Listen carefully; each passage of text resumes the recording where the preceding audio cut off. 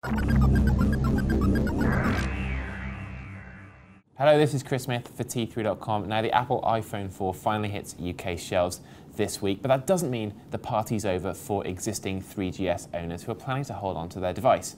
Yes, the brand new operating system iOS 4 has been released a few days ahead of the iPhone 4 launch, and it's available for 3GS users as well. We've picked out 10 new features and changes, some of which Apple fans have been crying out for an awful long time. So let's delve inside the new OS. So the absolute #1 gripe we've heard from iPhone users down the years is the phone's absolute inability to perform multitasking. Now, Apple have gone some way to remedying that by introducing the new multitasking feature on iOS 4. Now, you can see if I'm working with an app here, I have Safari open and just double click on the home button. Brings up a sub menu at the bottom with all of the apps I currently have open. So you can see we've got photos, settings, messages and mail. If I just swipe to the right here, you can see iBooks, iPod, calculator and messenger. Just clicking on iPod takes me out of Safari and into my iTunes interface. But we're sad to say it isn't multitasking in the truest sense of the word. It's not like you can leave apps running like Safari in the background while you wait for web pages to load. And if you're in MSN Messenger, the new app from Windows Live, then if you leave that Messenger app, you'll have to sign in all over again. If you're playing music on Spotify, the same thing goes. You'll have to log in again and your music stops playing in the background. Now, it's fair to say that this is more due to the capabilities of the current app library. When they become updated to include multitasking functionality, this will work much better on the Apple iPhone, but until then, it's more of a means of accessing your apps quickly than it is actual multitasking. Another change that iPhone users have been crying out for a long time is the ability to truly customize that home screen, and Apple have gone some way to remedying that with the new folders functionality. It means you can put similar schools of apps in the same folder, cleaning up the home screen, and meaning you don't have to swipe through around 70 home screens to access your app of choice. Now, if I just hold down the Facebook app here, I can just drag that and drop it over the Twitter app.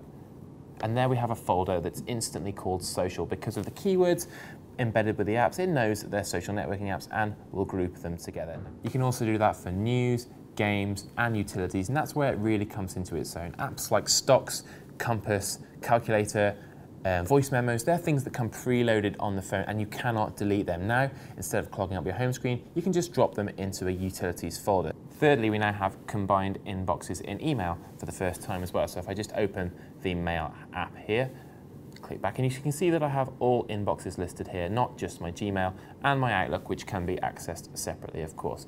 If I head into the inbox here, another new feature is you can see that there are now email feeds. So if someone has sent you an email more than once, you can just click on their name and you can see both of those emails in the one feed there. So that's very handy and a nice little addition to the email app on the iPhone.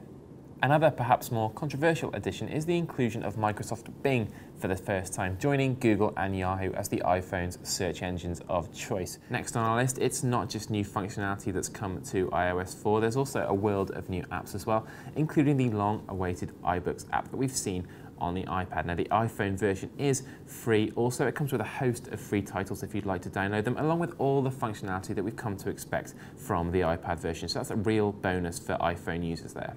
One of the more obvious visual changes to iOS 4 is the ability to finally change the background on your iPhone. Yes, no longer does that boring black screen sit behind all your favorite apps, making your iPhone look decidedly dull. You can now change it to any image in your photo library.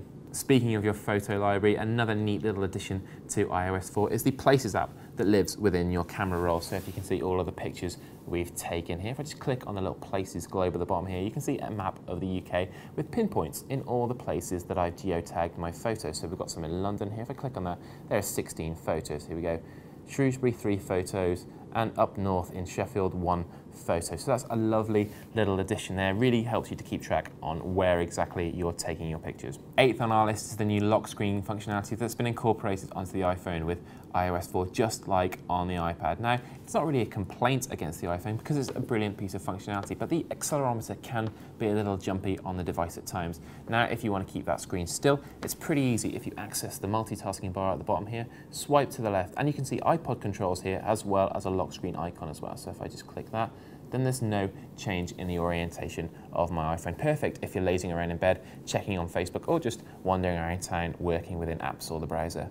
The penultimate item on our list is that the home screen icons themselves have become a little clearer and more detailed with the inclusion of iOS 4. Now we're told that this will be a lot more apparent on the new iPhone with its magnificent Retina screen when that arrives later in the week, so we'll be sure to check that out. But for now, these apps are looking a little bit more detailed.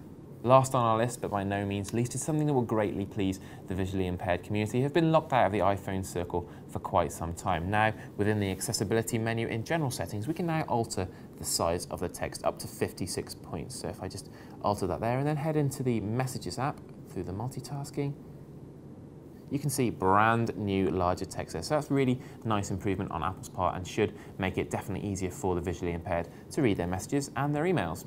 So there's 10 of our favourite new features and changes on Apple's brand new iOS 4 operating system for the iPhone. Steve Jobs promised over 100 in his speech at the keynote a couple of weeks ago, so we'll leave it to you to figure out the rest, but there's 10 of the best.